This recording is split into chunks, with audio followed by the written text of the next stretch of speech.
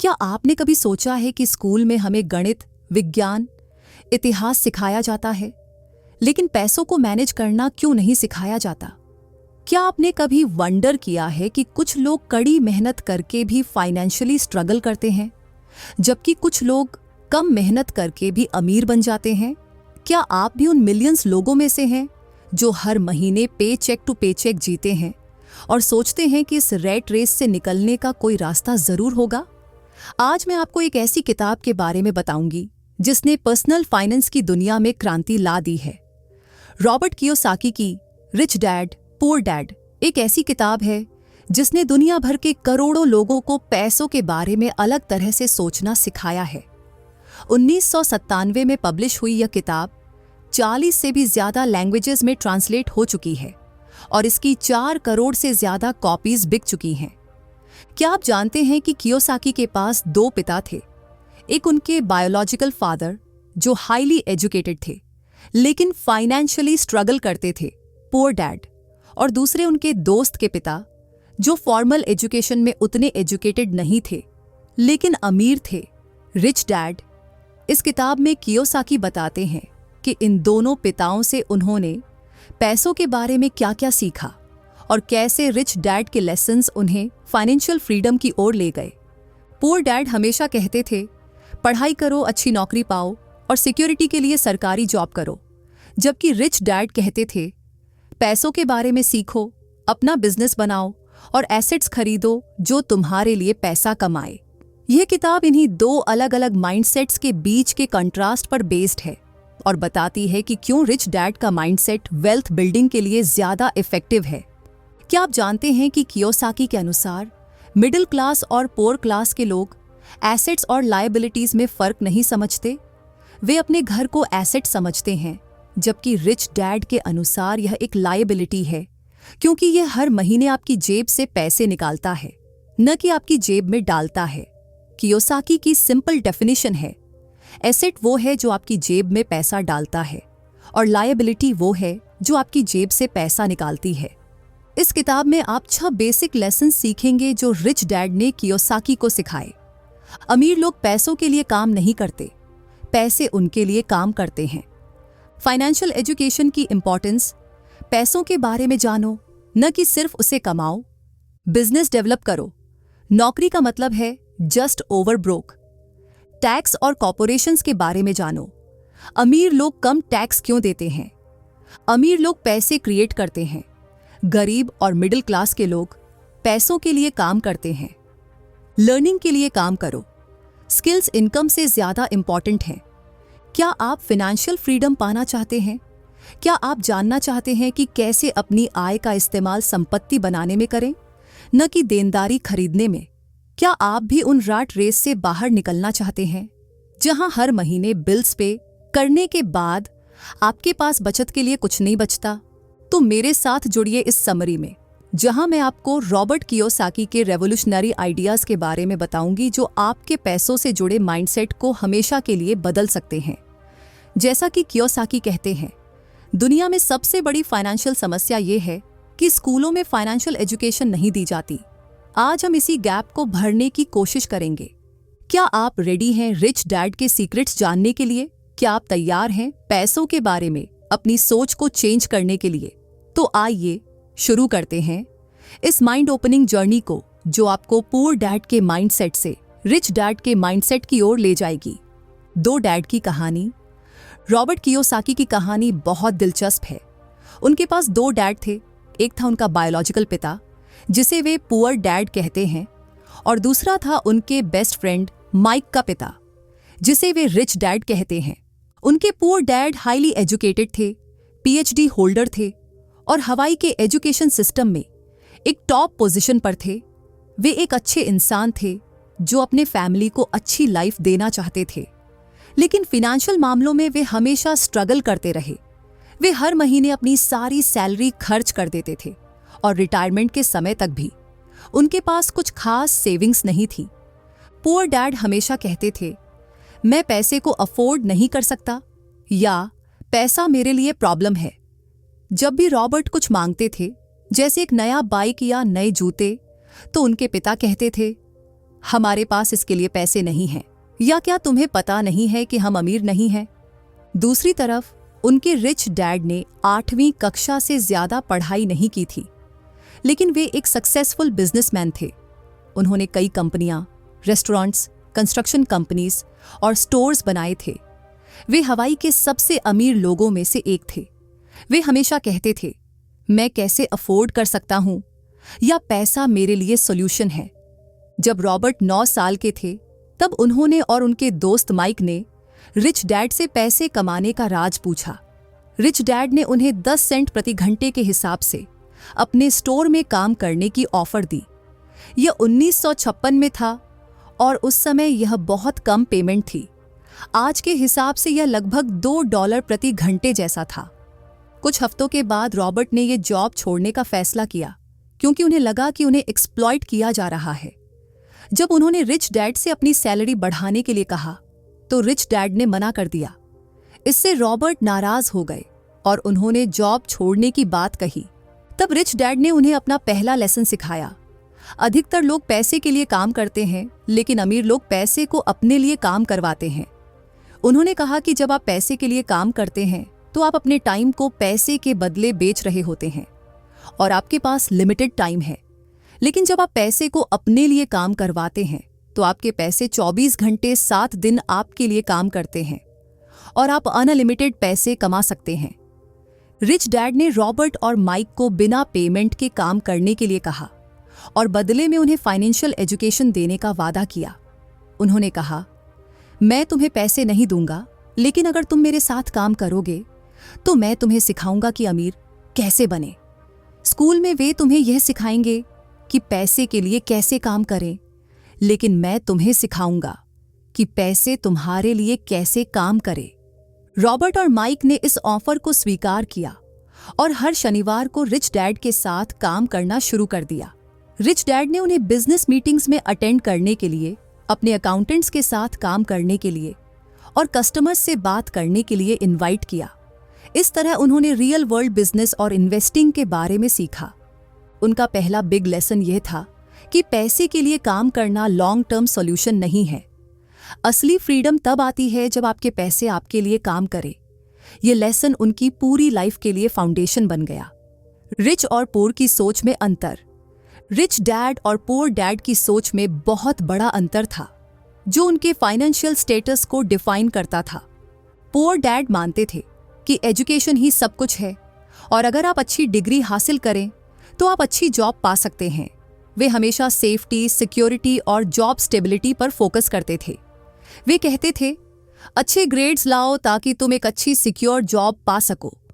Poor dad ने हमेशा safe रास्ता चुना, एक स्टेबल सरकारी जॉब जिसमें गुड सैलरी और बेनिफिट्स थे। वे रिस्क नहीं लेना चाहते थे क्योंकि वे फेलियर से डरते थे। उनका मानना था कि अगर आप हार्ड वर्क करें और लॉयल रहें तो कंपनी आपकी देखभाल करेगी। रिच डैड के लिए फाइनेंशियल एजुकेशन सबसे जरूरी थी।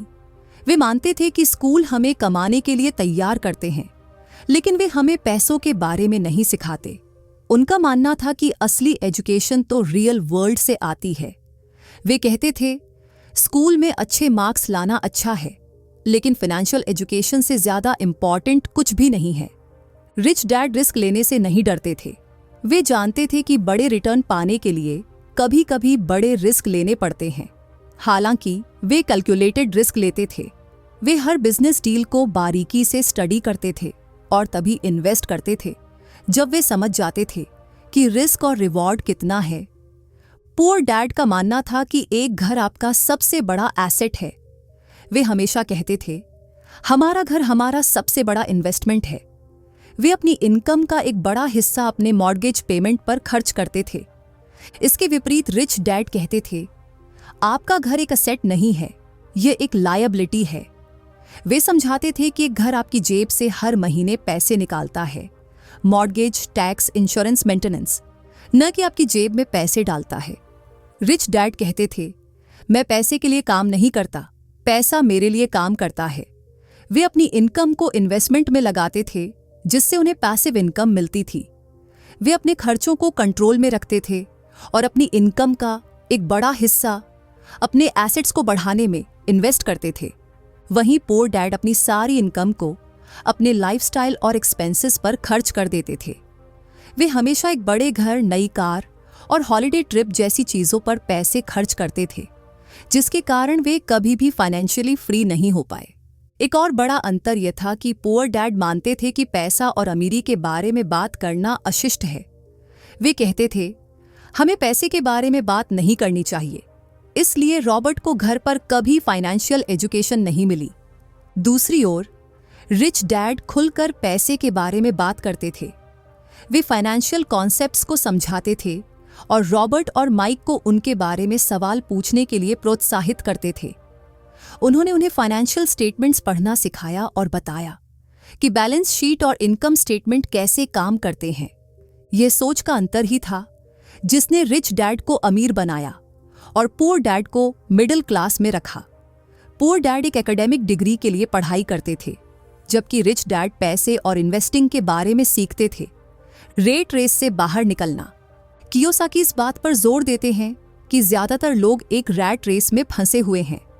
वे हर महीने अपने बिल्स के लिए काम करते हैं, फिर और बिल्स आते हैं और वे फिर से काम करते हैं। ये एक एंडलेस साइकिल है जिससे बाहर निकलना मुश्किल होता है। रैट रेस क्या है, आइए इसे समझते हैं। रैट रेस में लोग सुबह जल्दी उठते हैं, ट्रैफिक में फंसकर ऑफिस जाते हैं, पूरे दिन काम करते हैं, फिर शाम को थके हुए घर लौटते हैं और अगले दिन फिर से यही साइकिल शुरू होती है। वे अपनी सारी एनर्जी और टाइम इस साइकिल में लगा देते हैं और आखिर में उनके पास सिर्फ इतना पैसा होता है कि वे अपने बिल्स भर सकें और अगले महीने तक सरवाइव कर सकें। क्या आप भी इस रेट रेस में फंसे हुए हैं? क्या आप भी महसूस करते हैं कि आप एक ऐसी नौकरी में फंसे हैं जहां से निकलना मुश्किल है? क्या आप भी महीने के आखिर में हर पैसे को गिनते हैं और सोचते हैं कि कैसे अगले महीने के बिल्स भरेंगे? रैट रेस की मुख्य वजह है फियर और ग्रीड।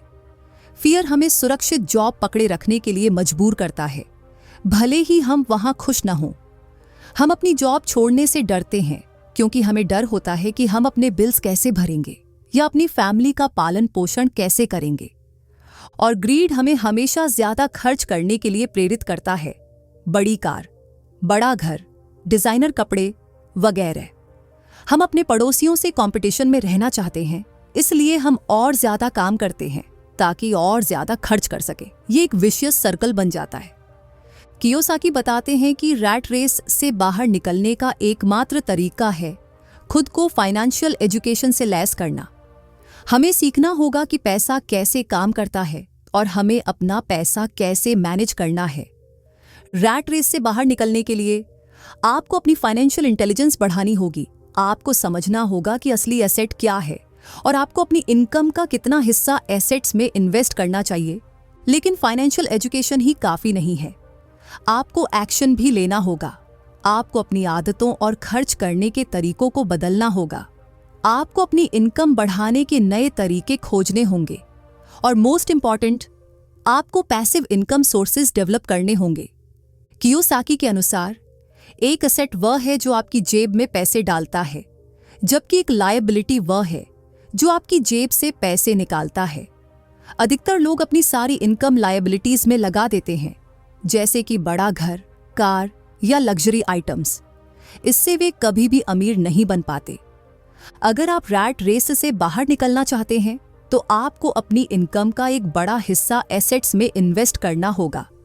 ये एसेट्स हो सकते हैं real estate, stocks, bonds, business या कोई भी ऐसी चीज जो आपके लिए पैसिव इनकम जनरेट करे। ध्यान दें, रैट रेस से बाहर निकलना एक ओवरनाइट प्रोसेस नहीं है। ये धीरे धीरे होता है। जैसे जैसे आप अपने एसेट्स बढ़ाते जाते हैं और अपनी पैसिव इनकम बढ़ाते जाते हैं। जब आपकी पैसिव इनकम आपके खर्चों से ज्यादा हो जाती है, तब आप फाइनेंशियली फ्री हो जाते हैं और रैट रेस से बाहर निकल जाते हैं। कियोसाकी ने खुद भी रैट रेस से बाहर निकलने के लिए कड़ी मेहनत की। उन्होंने अपनी जॉब से सेविंग्स करके छोटे छोटे रियल एस्टेट प्रॉपर्टीज में इन्वेस्ट किया। धीरे धीरे उनकी पैसिव इनकम बढ़ने लगी और आखिरकार वे अपनी जॉब छोड़कर फुल टाइम इन्वेस्टर बन गए। रैट रेस से बाहर निकलना मुश्किल है, लेकिन इम्पॉसिबल नहीं है। आपको बस अपनी फाइनेंशियल एजुकेशन बढ़ानी है, स्मार्ट फाइनेंशियल डिसीजंस लेनी है और कंसिस्टेंट रहना है।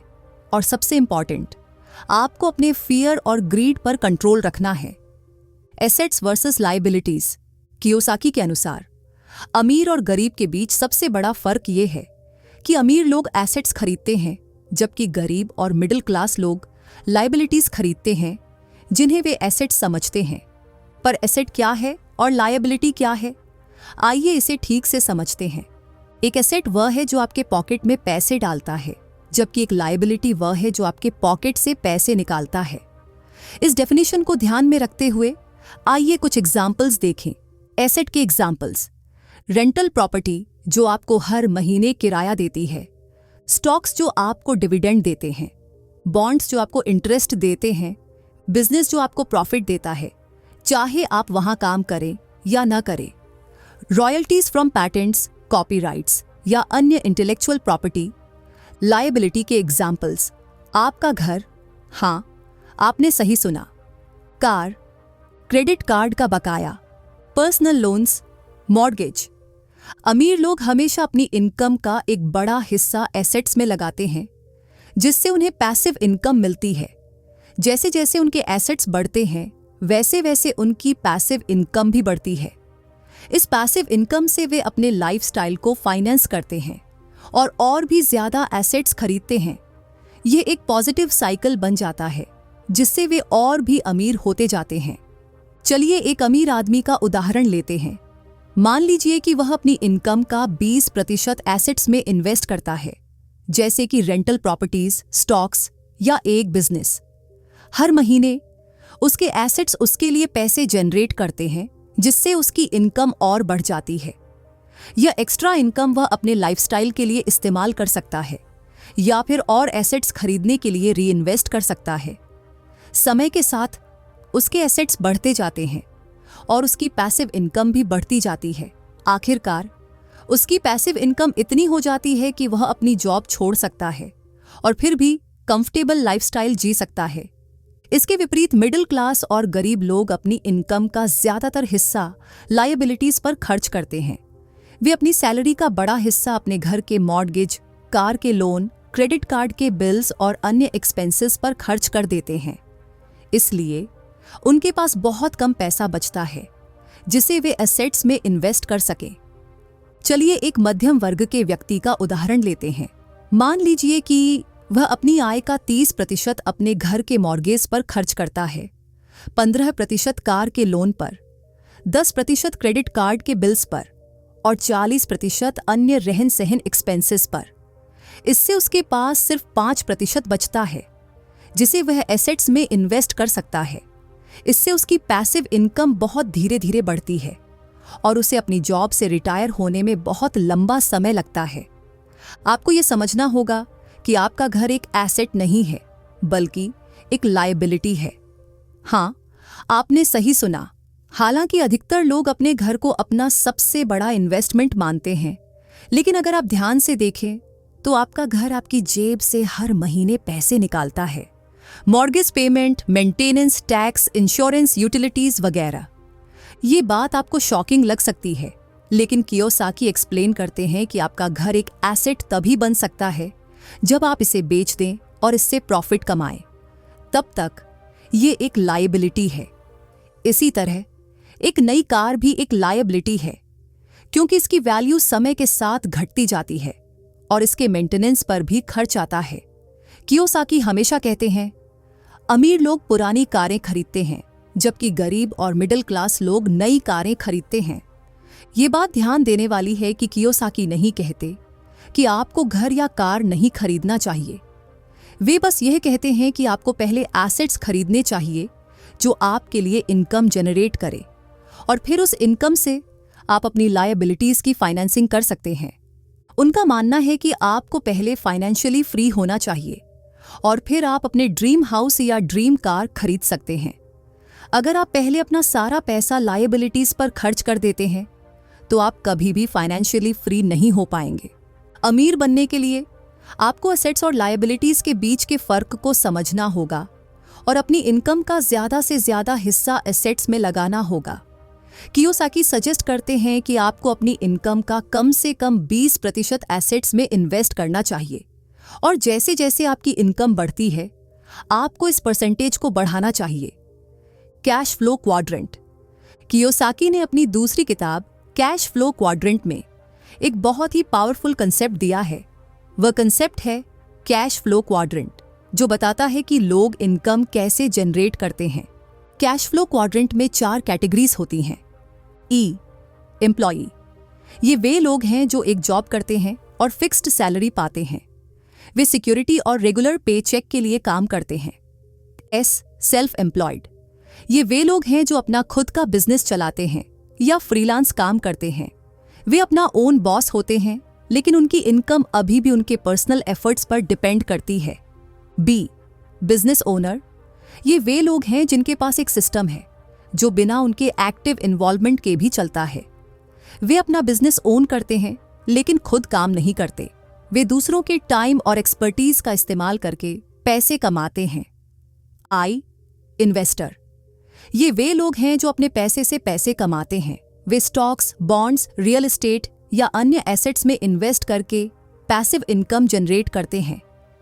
कियोसाकी के अनुसार ई और एस क्वाड्रेंट्स में लोग पैसे के लिए काम करते हैं, जबकि बी और आई क्वाड्रेंट्स में लोग पैसे को अपने लिए काम करवाते हैं। अधिकतर लोग ई क्वाड्रेंट एम्प्लॉई में होते हैं। वे एक सिक्योर जॉब चाहते हैं जो उन्हें रेगुलर पे चेक और बेनिफिट्स दे। लेकिन इस क्वाड्रेंट में आप कभी भी अमीर नहीं बन सकते, क्योंकि आपकी इनकम हमेशा आपके टाइम से लिमिटेड होती है। कुछ लोग इस क्वाड्रेंट सेल्फ एम्प्लॉयड में होते हैं। वे खुद का बिजनेस शुरू करके या फ्रीलांस काम करके अपनी इनकम पर कंट्रोल पाना चाहते हैं। लेकिन इस क्वाड्रेंट में भी आपकी इनकम आपके पर्सनल एफर्ट्स पर डिपेंड करती है। अगर आप काम नहीं करते तो आपको पैसे नहीं मिलते। कियोसाकी कहते हैं कि अगर आप अमीर बनना चाहते हैं तो आपको बी, बिजनेस ओनर या आई, इन्वेस्टर क्वाड्रेंट्स में मूव करना होगा। इन क्वाड्रेंट्स में आप दूसरों के टाइम और स्किल्स का इस्तेमाल करते हैं। बी क्वाड्रेंट, या अपने पैसे का इस्तेमाल करते हैं। आई क्वाड्रेंट, आने के लिए। बी क्वाड्रेंट में आप एक सिस्टम बनाते हैं जो बिना आपके एक्टिव इन्वॉल्वमेंट के भी काम करता है। उदाहरण के लिए, आप एक फ्रैंचाइज खरीद सकते हैं या एक बिजनेस शुरू कर सकते हैं जिसे आपके एम्प्लॉयज चलाते हैं। आई क्वाड्रेंट में आप अपने पैसे को इन्वेस्ट करते हैं इनकम जनरेट करने के लिए। ये इन्वेस्टमेंट्स कई तरह के हो सकते हैं, जैसे कि स्टॉक्स, बॉन्ड्स, रियल एस्टेट या दूसरे लोगों के बिजनेसेस में। कियोसाकी कहते हैं कि हर किसी को अपनी फाइनेंशियल एजुकेशन बढ़ानी चाहिए और ई क्वाड्रेंट से बी और आई क्वाड्रेंट्स की ओर मूव करना चाहिए। ये ट्रांजिशन धीरे धीरे होती है और इसके लिए प्लानिंग, प्रिपरेशन और पेशेंस की जरूरत होती है। Work to learn, not for money. Kiyosaki का एक और दिलचस्प आइडिया है, काम सीखने के लिए न कि पैसे के लिए। अधिकतर लोग जॉब चुनते समय सैलरी और बेनिफिट्स को देखते हैं। वे यह सोचते हैं, मुझे जितनी ज्यादा सैलरी मिलेगी उतनी बेहतर जॉब होगी। लेकिन कियोसाकी कहते हैं कि जॉब चुनते समय आपको सबसे ज्यादा इस बात पर फोकस करना चाहिए कि आप क्या सीख सकते हैं। कियोसाकी का मानना है कि आपकी सबसे वैल्यूएबल एसेट आपका दिमाग है। आपकी सैलरी टेम्पररी है, लेकिन आपका ज्ञान परमानेंट है। अगर आप किसी जॉब से ज्यादा सीखते हैं तो आप लॉन्ग टर्म में ज्यादा कमा सकते हैं, भले ही शुरुआती सैलरी कम हो। रिच डैड अक्सर कहते थे, ज्ञान पैसे से ज्यादा शक्तिशाली है। उनका मानना था कि अगर आप किसी स्किल में अच्छे हो जाते हैं तो आप हमेशा पैसे कमा सकते हैं, भले ही आपके पास शुरू में कुछ ना हो। कियोसाकी खुद भी इस एडवाइस का फॉलो करते थे। जब उन्होंने कॉलेज कंप्लीट किया तो उन्हें एक शिपिंग कंपनी से जॉब ऑफर मिला जिसमें अच्छी सैलरी और बेनिफिट्स थे। लेकिन उन्होंने इसके बजाय एक ज़ेरॉक्स कंपनी में सेल्स की जॉब चुनी, हालांकि सैलरी कम थी। उन्होंने ऐसा क्यों किया? क्योंकि उन्हें पता था कि अगर वे अच्छे सेल्समैन बन जाते हैं तो वे हमेशा पैसे कमा सकते हैं। सेल्स स्किल्स हर बिजनेस में वैल्यूएबल होते हैं और अगर वे खुद का बिजनेस शुरू करना चाहते हैं तो ये स्किल उनके लिए एसेंशियल होगी। ज़ेरॉक्स में काम करते हुए कियोसाकी ने रिजेक्शन से डीलिंग करना सीखा, अपनी कम्युनिकेशन स्किल्स डेवलप की और कस्टमर साइकोलॉजी के बारे में सीखा। ये सब स्किल्स उनके लिए बाद में बहुत वैल्यूएबल साबित हुई जब उन्होंने अपना खुद का बिजनेस शुरू किया और रियल एस्टेट में इन्वेस्ट किया। अगर आप अमीर बनना चाहते हैं तो आपको ऐसे कामों में समय बिताना चाहिए जहां आप business management, finance, marketing, sales, negotiations, public speaking, writing या इससे मिलते जुलते स्किल्स सीख सकें। ये स्किल्स आपको फाइनेंशियल वर्ल्ड में सफल होने में मदद करेंगी। अधिकतर लोग सिर्फ अपने करियर फील्ड में स्किल्ड होते हैं, जैसे कि टीचिंग, कुकिंग या इंजीनियरिंग। लेकिन अगर आप अमीर बनना चाहते हैं तो आपको अपने प्रोफेशनल स्किल्स के अलावा फाइनेंशियल और बिजनेस स्किल्स भी सीखने होंगे। कियोसाकी सजेस्ट करते हैं कि अगर आप अभी एक जॉब कर रहे हैं और अमीर बनना चाहते हैं तो आप एक पार्ट टाइम जॉब या वॉलंटियर पोजीशन ले सकते हैं जहां आप फाइनेंशियल और बिजनेस स्किल्स सीख सके। उदाहरण के लिए, आप एक डायरेक्ट सेल्स कंपनी में पार्ट टाइम काम कर सकते हैं जहां आप सेलिंग, रिजेक्शन हैंडलिंग और बिजनेस बिल्डिंग सीख सकते हैं। याद रखें, आपका अल्टीमेट गोल पैसे के लिए काम करना नहीं है, बल्कि पैसे को अपने लिए काम करवाना है। और पैसे को अपने लिए काम करवाने के लिए आपको फाइनेंशियल और बिजनेस स्किल्स डेवलप करनी होंगी।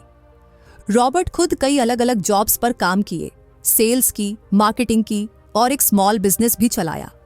इन सब अनुभवों से उन्होंने ज्ञान हासिल किया जिससे बाद में उन्हें फाइनेंशियल फ्रीडम पाने में मदद मिली। पैसे पर मास्टरी हासिल करें। कियोसाकी हमें सिखाते हैं कि सिर्फ पैसे कमाना ही काफी नहीं है, बल्कि आपको अपने पैसे को मैनेज करना सीखना होगा। हम अक्सर सक्सेसफुल लोगों के बारे में सुनते हैं जिन्होंने मिलियंस कमाए और फिर सब कुछ खो दिया। उदाहरण के लिए, मशहूर एथलीट्स, एक्टर्स और म्यूजिशियंस जो अपने करियर के दौरान मिलियंस कमाते हैं लेकिन रिटायरमेंट के कुछ ही सालों बाद बैंकरप्ट हो जाते हैं।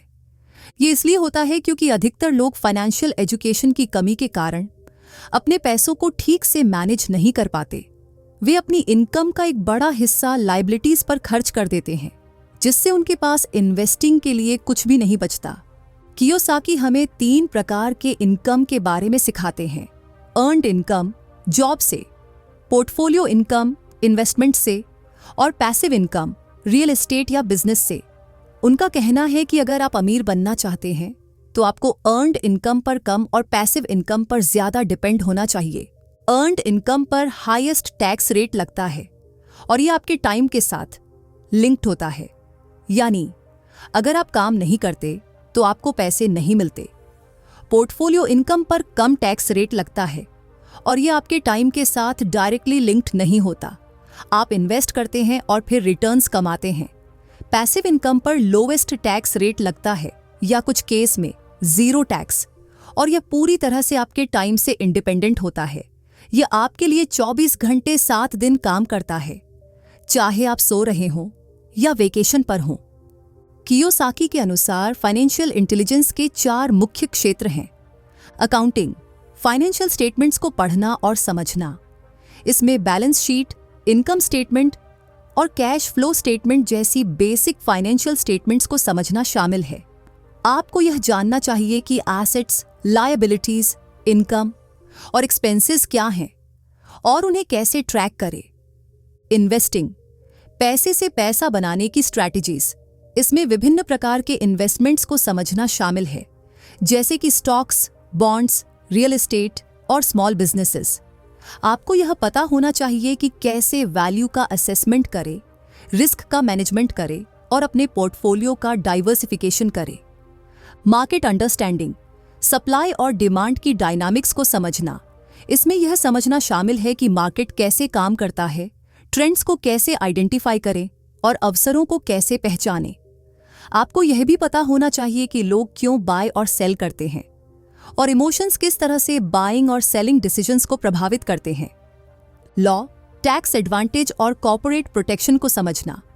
इसमें यह समझना शामिल है कि कैसे लॉज और रेगुलेशंस आपके फाइनेंसेस को प्रभावित करते हैं।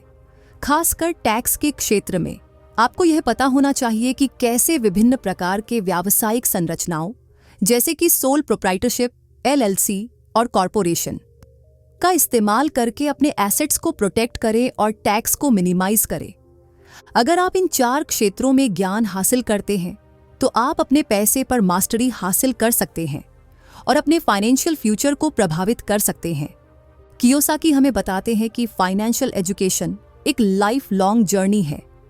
ये कुछ ऐसा नहीं है जिसे आप एक बार अचीव कर लें और फिर भूल जाएं। ज्यादातर अमीर लोग फाइनेंशियल टॉपिक्स पर रेगुलर बेसिस पर बुक्स पढ़ते हैं, सेमिनार्स अटेंड करते हैं और एक्सपर्ट्स से कंसल्ट करते हैं। वे कांस्टेंट लर्निंग और इम्प्रूवमेंट पर बिलीव करते हैं। अगर आप भी अपनी फाइनेंशियल इंटेलिजेंस बढ़ाना चाहते हैं तो आप इन स्टेप्स को फॉलो कर सकते हैं। फाइनेंशियल बुक्स पढ़ें। कियोसाकी की रिच डैड सीरीज के अलावा वॉरेन बफेट, पीटर लिंच और रे डालियो जैसे सक्सेसफुल इन्वेस्टर्स की बुक्स पढ़ें। फाइनेंशियल एजुकेशन सेमिनार्स अटेंड करें। इससे आप अन्य लाइक माइंडेड लोगों से मिल सकते हैं और एक्सपर्ट से सीख सकते हैं। प्रैक्टिस। जो आप सीखते हैं उसे प्रैक्टिस में लागू करें। छोटी रकम से शुरू करें और जैसे जैसे आपकी नॉलेज और कॉन्फिडेंस बढ़े वैसे वैसे अपने इन्वेस्टमेंट्स को बढ़ाएं। एक्सपर्ट्स से कंसल्ट करें। एक गुड अकाउंटेंट, फाइनेंशियल एडवाइजर या रियल एस्टेट एजेंट आपको वैल्यूएबल इनसाइट्स और गाइडेंस प्रदान कर सकते हैं। अपने फाइनेंशियल स्टेटमेंट्स को ट्रैक करें। हर महीने अपने इनकम, एक्सपेंसेस, एसेट्स और लायबिलिटीज को ट्रैक करें। इससे आपको अपनी फाइनेंशियल सिचुएशन का क्लियर पिक्चर मिलेगा और आप स्मार्ट डिसीजंस ले सकेंगे। मेरा प्रिय उद्धरण रिच डैड पुअर डैड का मेरा फेवरेट कोट है। अमीर लोग पैसे को अपने लिए काम करवाते हैं, जबकि गरीब और मिडिल क्लास लोग पैसे के लिए काम करते हैं। ये कोट एक सिंपल लेकिन पावरफुल ट्रूथ को कैप्चर करता है। अगर आप अपनी सारी लाइफ हर दिन काम करके पैसे कमाते रहते हैं तो आप कभी भी अमीर नहीं बन पाएंगे। अमीर बनने के लिए आपको अपनी इनकम का हिस्सा एसेट्स में इन्वेस्ट करना होगा जो आपके लिए पैसे कमाएंगे। यह कोट हमें याद दिलाता है कि असली फाइनेंशियल फ्रीडम तब आती है जब आपके पास पैसे कमाने के पैसिव सोर्सेज हों और आप अपनी सारी वांट्स और नीड्स को इन पैसिव सोर्सेज से पूरा कर सकें। कियोसाकी यह कोट अक्सर दोहराते हैं और वे इसे डिफरेंट तरीकों से एक्सप्लेन करते हैं ताकि रीडर्स इसके महत्व को समझ सकें। एक बार उन्होंने कहा, अमीर लोग एसेट्स खरीदते हैं, मिडिल क्लास लोग लायबिलिटीज को एसेट्स समझते हैं और गरीब लोग एक्सपेंसेस के अलावा कुछ नहीं खरीदते। आपके एक्शन प्लान। फाइनेंशियल फ्रीडम के 7 steps. Rich dad poor dad में कियोसाकी के सिखाए गए लेसन्स के आधार पर मैं आपके लिए एक एक्शन प्लान शेयर करना चाहती हूँ जो आपको फाइनेंशियल फ्रीडम के रास्ते पर आगे बढ़ने में मदद करेगा। पहला, अपनी फाइनेंशियल एजुकेशन को बढ़ाएं। बुक्स पढ़ें, पॉडकास्ट सुनें, वेबिनार्स अटेंड करें और फाइनेंशियल एडवाइजर्स से बात करें। अपने फाइनेंशियल नॉलेज को बढ़ाना आपके फाइनेंशियल फ्यूचर को इम्प्रूव करने का सबसे पहला स्टेप है। कियोसाकी के अनुसार फाइनेंशियल इंटेलिजेंस फाइनेंशियल प्रॉब्लम्स को हल करती है और पैसे से संबंधित प्रॉब्लम्स को रिजॉल्व करके अधिक पैसा आपके हाथ में आ सकता है। जो जितना ज्यादा जानता है वह उतना ही ज्यादा कमाता है। आप फाइनेंशियल एजुकेशन से शुरू कर सकते हैं, बुक्स पढ़कर, जैसे कि rich dad poor dad, cash flow quadrant और rich dad's guide to investing. आप फाइनेंशियल पॉडकास्ट्स सुन सकते हैं, ऑनलाइन कोर्सेज कर सकते हैं और इन्वेस्टिंग और बिजनेस से संबंधित वेबिनार्स अटेंड कर सकते हैं। दूसरा, अपने खर्चों को कंट्रोल करें। अमीर बनने के लिए आपको स्मार्ट स्पेंडिंग हैबिट्स विकसित करनी होंगी। अपनी इनकम का एक बड़ा हिस्सा सेव और इन्वेस्ट करने के लिए आपको अपने अननेसेसरी एक्सपेंसेस को कम करना होगा। कियोसाकी कहते हैं, पैसे कमाना इतना मुश्किल नहीं है, पैसे को होल्ड करना मुश्किल है। बहुत से लोग अपने पैसे को स्टेटस सिंबल्स पर खर्च कर देते हैं, जैसे कि महंगी कारें, ब्रांडेड कपड़े या लग्जरी वेकेशंस। इसके बजाय आपको अपनी इनकम का एक हिस्सा सेव करना चाहिए और उसे एसेट्स में इन्वेस्ट करना चाहिए। अपने एक्सपेंसेस को ट्रैक करने के लिए आप एक मंथली बजट बना सकते हैं और उसे फॉलो कर सकते हैं। ट्रैकिंग एप्स जैसे कि मिंट, वाइनेब या पर्सनल कैपिटल का इस्तेमाल करके आप अपने खर्चों को मॉनिटर कर सकते हैं और देख सकते हैं कि आपका पैसा कहाँ जा रहा है। तीसरा, एसेट्स खरीदने पर फोकस करें। आपको यह समझना होगा कि कौन सी चीजें एसेट हैं और कौन सी लायबिलिटीज। अपनी इनकम का एक हिस्सा हर महीने एसेट्स खरीदने में इन्वेस्ट करें, चाहे वह स्टॉक्स हों, बॉन्ड्स हों या रियल एस्टेट। कियोसाकी की डेफिनेशन के अनुसार एक एसेट वह है जो आपकी जेब में पैसे डालता है और एक लायबिलिटी वह है जो आपकी जेब से पैसे निकालता है। अपनी इनकम का एक हिस्सा, कम से कम 10 से 20%, हर महीने एसेट्स खरीदने में लगाएं। समय के साथ आपके एसेट्स बढ़ेंगे और आपके लिए पैसिव इनकम जनरेट करेंगे। आप एसेट्स खरीदना शुरू कर सकते हैं लो कॉस्ट इंडेक्स फंड से, जो स्टॉक मार्केट के ओवरऑल परफॉर्मेंस को ट्रैक करते हैं। जैसे जैसे आपकी फाइनेंशियल नॉलेज बढ़ती है, आप इंडिविजुअल स्टॉक्स, रियल एस्टेट या अपना खुद का बिजनेस शुरू कर सकते हैं। चौथा, पैसिव इनकम के सोर्सेज डेवलप करें। पैसिव इनकम वह है जो आपको मिलता रहे, चाहे आप काम करें या ना करें। पैसिव इनकम के एग्जाम्पल्स हैं रेंटल प्रॉपर्टी से इनकम, स्टॉक डिविडेंड्स, रॉयल्टीज या एक ऑनलाइन बिजनेस जो ऑटो पायलट पर चले। कियोसाकी के अनुसार रिच डैड एक्टिव इनकम के साथ पैसिव इनकम कमाते हैं और फिर अपने पैसिव इनकम से पोर्टफोलियो इनकम कमाते हैं। अगर आप अपने एक्टिव इनकम यानी आपकी सैलरी का एक हिस्सा पैसिव इनकम जनरेट करने वाली एसेट्स में इन्वेस्ट करते हैं, तो धीरे धीरे आपकी पैसिव इनकम इतनी बढ़ जाएगी कि वह आपके खर्चों को कवर कर सकेगी। यही वह पॉइंट है जहां आप फाइनेंशियली फ्री हो जाते हैं। आप छोटे छोटे स्टेप्स से पैसिव इनकम बिल्ड करना शुरू कर सकते हैं। उदाहरण के लिए, आप डिविडेंड स्टॉक्स में इन्वेस्ट कर सकते हैं, या एक रेंटल प्रॉपर्टी खरीद सकते हैं, या एक ऑनलाइन कोर्स क्रिएट कर सकते हैं जिसे आप बार बार बेच सकते हैं। पांचवां, स्मार्ट रिस्क्स लें। हर निवेश में कुछ रिस्क होता है, लेकिन अगर आप स्मार्ट डिसीजंस लेते हैं और अपना होमवर्क करते हैं तो आप अपने रिस्क को मिनिमाइज कर सकते हैं और अपने रिटर्न्स को मैक्सिमाइज कर सकते हैं। रिच डैड कहते थे, बिजनेस और इन्वेस्टिंग फाइनेंशियल रिस्क्स हैं जो आप कंट्रोल कर सकते हैं अगर आप फाइनेंशियली एजुकेटेड हैं। अमीर लोग कैलकुलेटेड रिस्क्स लेते हैं। वे अपने डिसीजन के प्रोस और कॉन्स को अच्छी तरह से समझते हैं और उन्हें पता होता है कि अगर थिंग्स साउथ चली जाएं तो उन्हें क्या करना है। इन्वेस्टिंग शुरू करने से पहले हमेशा अपना रिसर्च करें और एक्सपर्ट्स की राय लें। शुरुआत में छोटे रिस्क लें और जैसे जैसे आपका कॉन्फिडेंस और नॉलेज बढ़े, आप बड़े रिस्क ले सकते हैं। छठा, टैक्स सिस्टम को समझें। अमीर लोग टैक्स लॉस को अपने फायदे के लिए इस्तेमाल करते हैं। एक अच्छे अकाउंटेंट से मिले जो आपको बता सके कि आप लीगल तरीके से किस तरह अपने टैक्स बिल को कम कर सकते हैं। कियोसाकी बताते हैं कि एक जॉब होल्डर और एक बिजनेस ओनर के टैक्स लॉज अलग अलग होते हैं। जॉब होल्डर्स पहले अपने इनकम पर टैक्स देते हैं और फिर जो बचता है उससे अपने बिल्स का भुगतान करते हैं। बिजनेस ओनर्स पहले अपने बिजनेस एक्सपेंसेस को डिडक्ट करते हैं और फिर बचे हुए प्रॉफिट पर टैक्स देते हैं। टैक्स लॉस पर एक गुड अंडरस्टैंडिंग रखने से आप न सिर्फ अपने टैक्स बिल को कम कर सकते हैं, बल्कि आप इन्वेस्टमेंट्स और बिजनेस डिसीजंस भी ज्यादा स्मार्टली ले सकते हैं। सातवां, फाइनेंशियल फ्रीडम के लिए लॉन्ग टर्म प्लान बनाएं। अमीर बनना एक रातों रात का प्रोसेस नहीं है, बल्कि यह एक लॉन्ग टर्म जर्नी है। अपने फाइनेंशियल गोल्स की पहचान करें, एक टाइमलाइन तय करें और अपने फाइनेंशियल फ्यूचर की ओर कंसिस्टेंटली काम करें।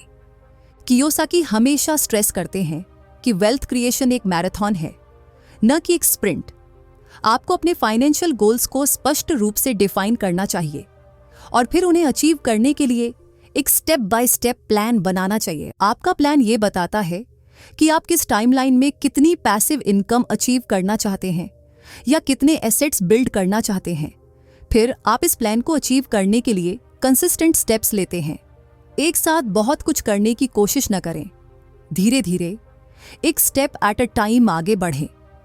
याद रखें, सबसे बड़ा डिफरेंस आपके एक्शन से आएगा, न कि आपके इंटेंशन से। सिर्फ प्लानिंग करना काफी नहीं है, आपको एक्शन लेना होगा। Conclusion, rich dad poor dad हमें यह सिखाती है कि अमीर बनना और फाइनेंशियल फ्रीडम पाना पॉसिबल है, लेकिन इसके लिए हमें अपने मानसिक मॉडल को चेंज करना होगा। रॉबर्ट कियोसाकी हमें फाइनेंशियल एजुकेशन के महत्व के बारे में बताते हैं। वे कहते हैं कि स्कूल हमें पैसे कमाना तो सिखाते हैं, लेकिन वे हमें पैसों के बारे में नहीं सिखाते। इसलिए हमें अपनी फाइनेंशियल एजुकेशन को खुद बढ़ाना होगा।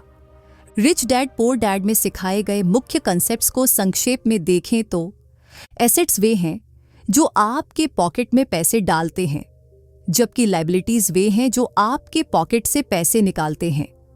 अमीर लोग एसेट्स खरीदते हैं, जबकि गरीब और मिडिल क्लास लोग लायबिलिटीज खरीदते हैं, जिन्हें वे एसेट्स समझते हैं। पैसे के लिए काम करने के बजाय आपको अपने पैसे को अपने लिए काम करवाना सीखना चाहिए। अमीर बनने के लिए आपको अपनी फाइनेंशियल इंटेलिजेंस बढ़ानी होगी। रैट रेस से बाहर निकलने का एकमात्र तरीका है अपने एसेट्स को बिल्ड करना और पैसिव इनकम सोर्स डेवलप करना। रिस्क से ना डरे, बल्कि उसे मैनेज करना सीखें। Work for learning, not for money. Skills develop करें जो आपको लॉन्ग टर्म में अमीर बनाएंगी।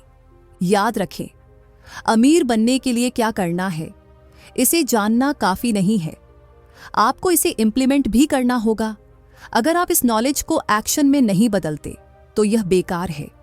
आज से ही अपनी फाइनेंशियल एजुकेशन को बढ़ाना शुरू करें, अपने एक्सपेंसेस को कंट्रोल करें और अपनी इनकम का एक हिस्सा एसेट्स में इन्वेस्ट करना शुरू करें। धीरे धीरे आप अपने फाइनेंशियल गोल्स को अचीव करते जाएंगे और फाइनेंशियल फ्रीडम की ओर बढ़ते जाएंगे। अमीर बनना एक चॉइस है और वह चॉइस आप आज ही ले सकते हैं। रिच डैड के जैसे सोचना शुरू करें और अपने फाइनेंशियल फ्यूचर को बदल दें। तो दोस्तों, आज हमने जाना कि कैसे रॉबर्ट कियोसाकी की book rich dad poor dad हमें अमीर बनने के सीक्रेट्स बताती है। उम्मीद करती हूं कि यह समरी आपके लिए उपयोगी रही होगी और आप इसके लेसन्स को अपनी लाइफ में इम्प्लीमेंट करेंगे। अगर आपको यह समरी पसंद आई है तो इसे अपने दोस्तों के साथ शेयर करें और मेरे चैनल को सब्सक्राइब करना न भूलें। आने वाले समय में मैं और भी फाइनेंशियल और सेल्फ हेल्प बुक्स की समरी लेकर आऊंगी। धन्यवाद और शुभकामनाएं।